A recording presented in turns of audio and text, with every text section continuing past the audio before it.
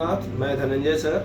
आज आपको class 12 maths paper जो है हम लोग का one of the most important डरावना चैप्टर बहुत बच्चों के लिए, but don't worry, it's not डरावना। करोगे तो अपने आप वो आपका अपना हो जाएगा। तो आज मैं आप लोगों को बताऊंगा कि क्लास 12 ICSE जो है, स्पेशली ISC का मैथ्स, आप जब मैथमेटिक्स करते हो कौन कौन सा यूनिट करने से एटलीस्ट आप लोग 75% का मार्क आप क्रॉस करोगे। सो प्लीज़ लिसन केयरफुली, और कोई डाउट हो प्लीज़ कमेंट सेक्शन में मुझे डेफिनेटली पूछना प्लीज़। सो आप देख सकते हो यहाँ पे डिस्ट्रीब्यूशन ऑफ मार्क्स जो है हमारा। सबसे पहले जो सेक्शन ए है, जो कि हम लोग का कंपलसरी सेक्शन है, यहाँ पे हम लोग का क्या है, सबसे पहला रिलेशन फंक्शन। रिलेशन फंक्शन में स्पेशली आपको थोड़ा इसमें क्या आएगा ना, फॉग गॉफ कंपोजिट फंक्शन जो है, whether the function is invertible, उस टाइप का क्वेश्चन आता है। तो यहाँ से लगभग आपका 10 मार्क का क्वेश्चन आएगा, ये आप लोग कर सकते हो। अलजेब्रा में आपका डिटर्मिनेंट्स है, मैट्रिसेस है, इन सब क्वेश्चंस को आप कर सकते हो। मैं एक्सप्लेन आपको बताऊंगा कौन से सिस्टम में क्या क्या चैप्टर करेंगे।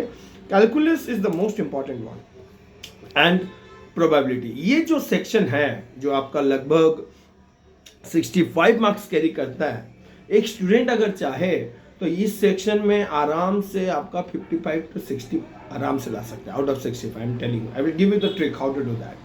अब नेक्स्ट सेक्शन बी और सेक्शन सी जो है वो स्टूडेंट्स टू स्टूडेंट वेरी करता है कि आपका सेक्शन फेवरेट कौन सा है। अगर आपका कमांड वेक्टर, 3D और एप्लीकेशन ऑफ इंटीग्रल जो है, जिसको डिफरेंशियल इक्वेशन बोलते हैं, अगर अच्छा है तो आप वो वाला सेक्शन बी कर सकते हो। 15 से लगभग 10 मार्क्स बच्चा आराम से ले आएगा। तो अगर आप यहाँ कैलकुलेट करो कि आप सेक्शन ए में 60 मार्क्स ला रहे हो और सेक्शन बी में अगर 10 मार्क्स ला रहे हो, 5 मार्क्स हम लोग छोड़ के चलते हैं, तो you are securing 70। It's not a bad marks at all out of 80. As I have already said, you can, this is the criteria to get the 7. But अगर आप सेक्शन C पकड़ते हो, यहाँ पे भी आपका एप्लीकेशन ऑफ इंटीग्रल्स है, application of calculus और लीनियर रिग्रेशन है, जो चैप्टर आपका है ऑलरेडी बुक में, और LPP one of the most easiest chapter. ये दो चैप्टर आप आराम से कर सकते हो। 6 मार्क्स का ये श्योर शॉर्ट क्वेश्चन है जो लीनियर प्रोग्रेशन, तो 6 में से आप लगभग 3 से 4 या 5 मार्क्स आप आराम से सिक्योर करोगे। तो सेक्शन ए कंपलसरी सेक्शन जो मैंने बताया, a student can secure between 50 to 65 easily. Second, section B और सेक्शन सी में मैक्सिमम स्टूडेंट्स जो है सेक्शन बी के लिए जाते हैं, क्योंकि ना वेक्टर, 3D एप्लीकेशन, और अगर वो कैलकुलेशन वाइज ना जाए then you can opt for section C. Section A में आपका क्या क्या चैप्टर्स आता है, let me explain you. Here we will go for relation function. Relation में हम लोग को आ जाएगा क्वेश्चन फंक्शन के ऊपर, composite function y equal to f of x। Then we are having the most important one, inverse trigonometry. Inverse trigonometry का question आना ही है, कंफर्म है। अलजेब्रा में जो चैप्टर्स आप लोग कर सकते हो to find the inverse of the given matrix. Determinants में x y z सॉल्व करने के लिए आ सकता है। ये हो गया matrix and determinants algebra section. तो आप यहाँ पे देखो, मैं मार्टिन्स रूल जो कि आपको ऑलरेडी पता है, ax is equal to b, then x is equal to a inverse of b, आपको x y z आ जाएगा, आप आराम से एलिमेंट बता सकते हो। Now calculus. कैलकुलस में आपका आ जाता है continuity, differentiality, differential continuity and differential. तो ये सेक्शन जो है one of the most important section in the class 12।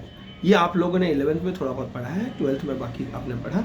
इसमें हर सेक्शन वाइज आप टॉपिक को करो। Most of you are following the OP Malhotra book. It's a very nice book.